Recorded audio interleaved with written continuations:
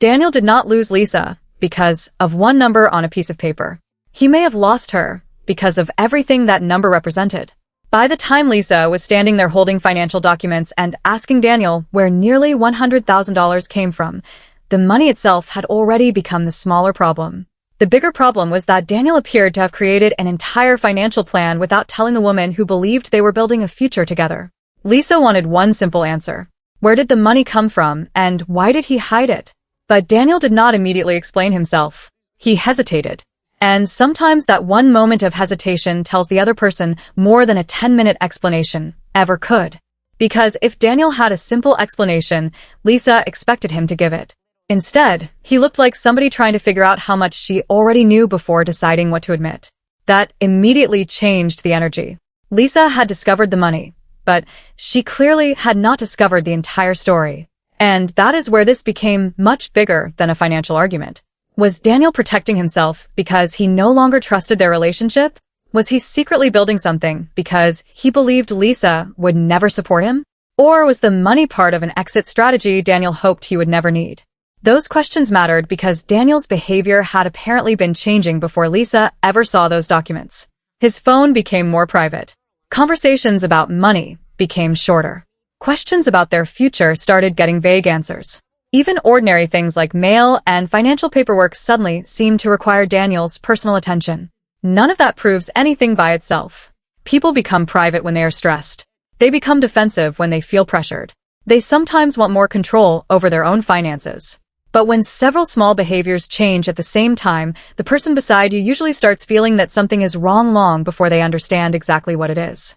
Lisa apparently felt that shift. At first, she could have explained Daniel's behavior away. Maybe he was stressed about their relationship. Maybe he was worried about the future. Maybe he was tired of having the same conversations. But then she saw a financial document connected to an amount close to $100,000. That is not the kind of number most people casually overlook. And Daniel's first reaction made everything worse. Instead of calmly explaining what Lisa had found, he suggested she misunderstood it. That is where I think the trust issue really began. Because maybe Lisa did misunderstand the document. That was possible. But if that were true, Daniel had the easiest opportunity in the world to correct her. He could have explained where the money came from, where it was going, and why his name was attached to it. Instead, his defensiveness gave Lisa a reason to keep looking. And this is one of the biggest mistakes people make when they're hiding something. They think surviving the first question means they survived the problem. In reality, the first questionable answer is often what makes the other person start investigating everything else. Lisa kept looking. What she found next made the money look less like one random transaction and more like part of an ongoing plan.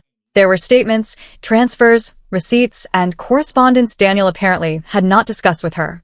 And that changes the emotional meaning of the situation completely. One impulsive decision can sometimes be explained as bad judgment. A pattern is different. A pattern means there were multiple moments where Daniel could have chosen honesty. Every transfer was another opportunity to tell Lisa. Every document was another chance to start the conversation. Every private discussion was another moment where he apparently decided not to include her. That is why Lisa was no longer simply asking, "Why did you move this money?" She was asking, "How long have you been keeping me outside your real plans?" Daniel tried to explain that he had been waiting for the right time to tell her. But that explanation creates an obvious question. What exactly was the right time? After the investment succeeded? After the money increased? After Daniel had completed every difficult step? Or after Lisa could no longer object? "I was going to tell you eventually" sounds very different depending on which side of the secret you were standing on. To Daniel, it might have sounded like proof that he never intended to lie forever. To Lisa, it probably sounded like proof that honesty only mattered after Daniel had already gotten what he wanted. And financial secrecy creates another problem that people sometimes underestimate. It does not only damage the present. It rewrites the past. Lisa now had to reconsider old conversations. When Daniel said something was too expensive, did he already have money somewhere else? When they discussed their future, did he already know he was making separate plans? When he talked about commitment, was he also creating financial independence in case the relationship failed? Those questions may not have fair answers, but once trust breaks, the mind starts looking backward. Suddenly, ordinary memories feel suspicious. Conversations that once seemed normal become possible evidence. Nothing about the past physically changes, but the meaning of those memories can change completely. Then, Daniel finally admitted what the money was connected to. He had apparently been working on a private investment, business, or property plan that Lisa did not know about. From Daniel's perspective, he probably believed this explanation would make everything sound more reasonable. He was not saying he wasted the money. He was not saying he gambled it away. He was trying to build something. He wanted security. He may even have imagined that once the plan succeeded, Lisa would understand why he had kept quiet. But Lisa did not see a surprise. She saw a separate future. And there is a major difference between financial independence and secret financial planning. People in relationships do not need to share every dollar. Healthy couples can have separate accounts, separate businesses, separate investments, and personal goals. Wanting something that belongs to you is not automatically suspicious. In fact, keeping some independence can be healthy. The red flag was not that Daniel wanted financial security. The red flag was that he apparently believed he needed secrecy to create it. Then Daniel made his own position even harder to defend when he basically admitted Lisa would have tried to stop him. That sentence matters. Because if you hide a decision specifically because you know your partner will disagree, then you are not avoiding conflict. You are removing their ability to participate in the conflict. Daniel had already decided Lisa's answer before Lisa even knew there was a question. Maybe he was right. Maybe Lisa would have hated the investment. Maybe she would have argued against it. Maybe she would have become controlling. But adults in serious relationships are supposed to have uncomfortable conversations. You do not solve a communication problem by secretly making the decision and only revealing it after the decision becomes difficult to reverse. This is also where viewers would probably become divided. Some fans would likely defend Daniel on the issue of financial independence. If the money genuinely belonged to him, they might argue that Lisa had no right to control every investment or every decision he made. And that argument is not ridiculous. But another section of the audience would probably say ownership is not the real issue. Daniel might have had the right to use his money. Lisa also had the right to decide that hiding something this significant made him impossible to trust. Those two things can be true at the same time. A person can technically have the right to do something and still damage their relationship by doing it secretly. Then Lisa noticed another name connected to the financial paperwork. And suddenly this stopped being only about money. Daniel became defensive, apparently worried Lisa would think there was something romantic happening. But Lisa's concern went deeper than cheating. She wanted to understand why somebody outside their relationship had been trusted with information Daniel refused to share with her. That is a very different kind of betrayal. Imagine Lisa's perspective. Daniel felt comfortable enough to discuss the financial plan with another person. That person apparently knew what he wanted to do. That person may have helped him understand the process. That person had access to a part of Daniel's future that Lisa did not even know existed. Daniel's explanation was that this person simply understood the financial side better. That could be completely innocent. People get help from friends, relatives, accountants, advisors, and business contacts all the time. There is nothing automatically suspicious about asking somebody for guidance. But Lisa's issue was not that Daniel asked for help. Her issue was that an outsider might have known more about Daniel's future than she did. Emotionally, that can feel brutal. Lisa could reasonably wonder, if I am supposed to be your partner, why did somebody else know your real plan before I did? And at that point, the argument had moved far beyond $100,000. Now it was about loyalty, respect, control, fear, and whether Daniel had emotionally started separating from Lisa before she ever found the financial evidence. That is when Lisa asked the question at the center of everything. Was this money supposed to build their future, or was it supposed to finance Daniel's escape? Daniel denied that he had been planning to abandon her, but he admitted something very important. He wanted something that belonged completely to him. And I actually think Daniel deserves some fairness here. Wanting something that belongs to you is not betrayal. People in unstable relationships sometimes become extremely protective of financial independence because dependence scares them.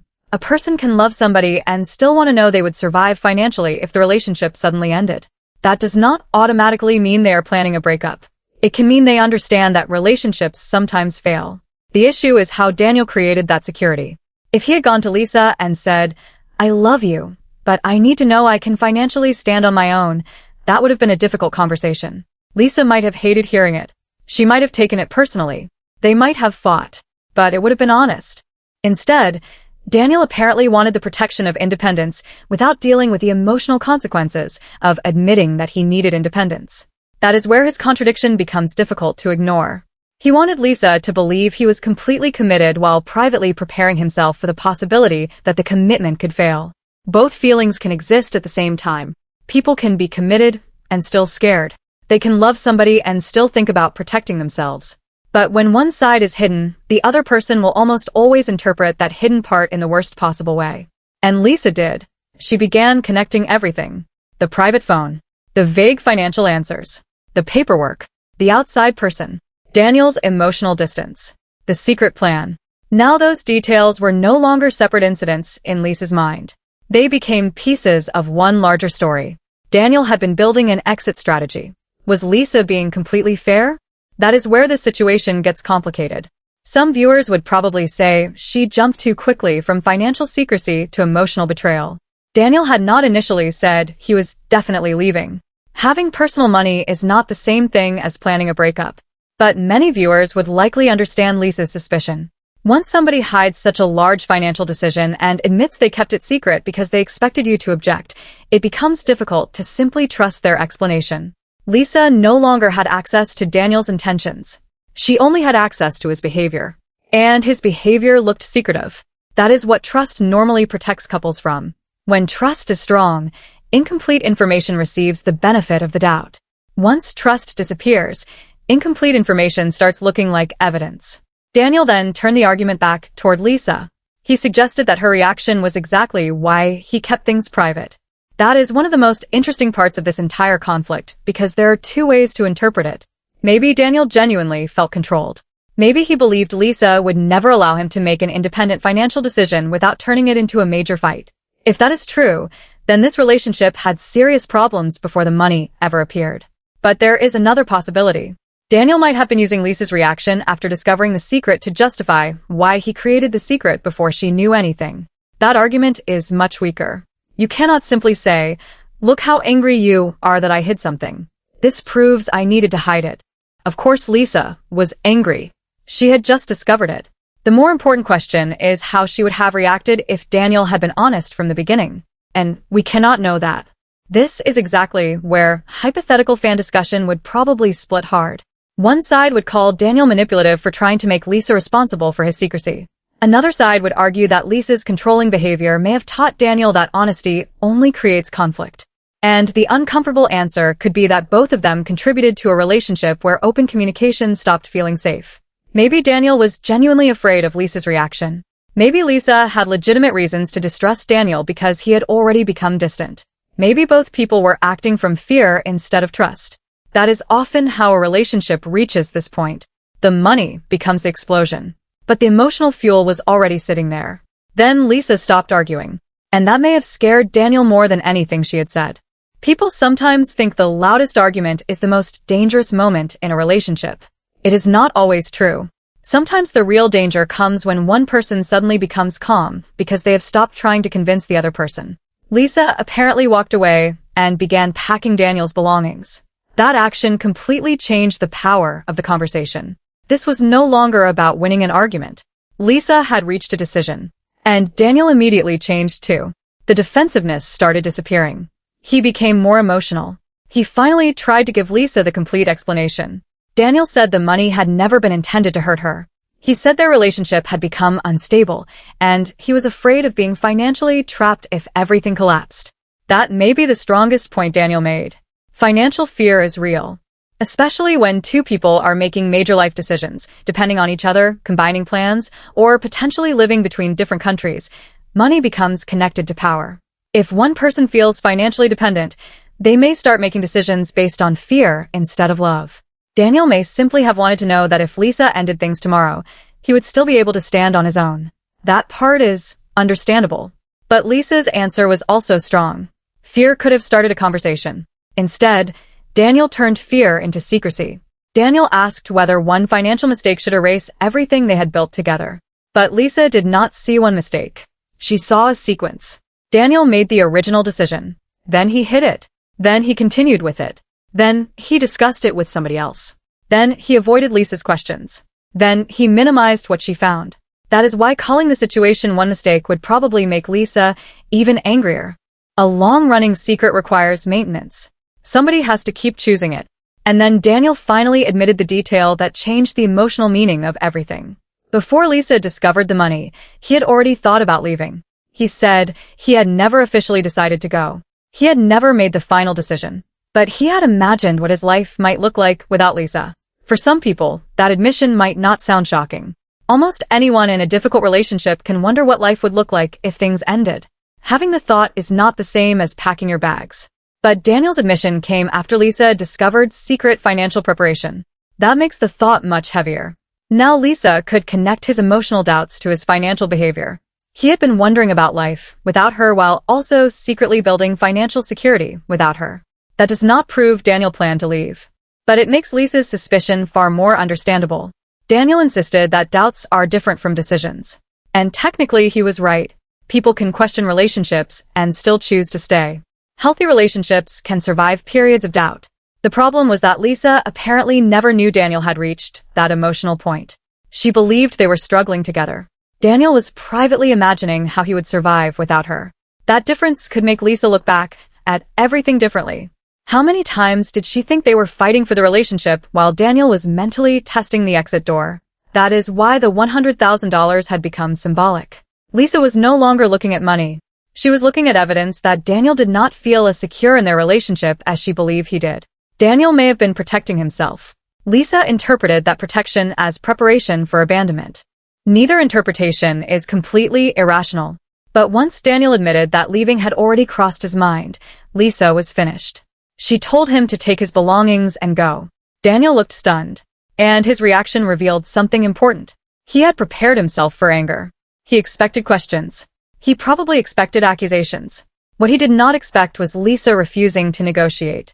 That happens when somebody believes a relationship will survive because it survived every previous fight. They start assuming every argument will follow the same pattern. Anger, defensiveness, tears, apology, another chance. Until one day, one person becomes tired of the pattern itself. Daniel tried reminding Lisa about everything they had survived together. And there is logic in that argument. History matters. Good memories matter. Sacrifices matter. People should not automatically destroy a serious relationship because of every bad decision. But history can also work against the person asking for forgiveness. For Lisa, everything they had been through was exactly why Daniel's secrecy hurt so much. If Daniel were somebody she barely knew, the betrayal might have been easier to process. It hurt because Lisa believed they had earned honesty. Daniel eventually stood there packing his things, and the argument became quieter. That kind of moment can be more painful than screaming. Sometimes there simply is nothing new left to say.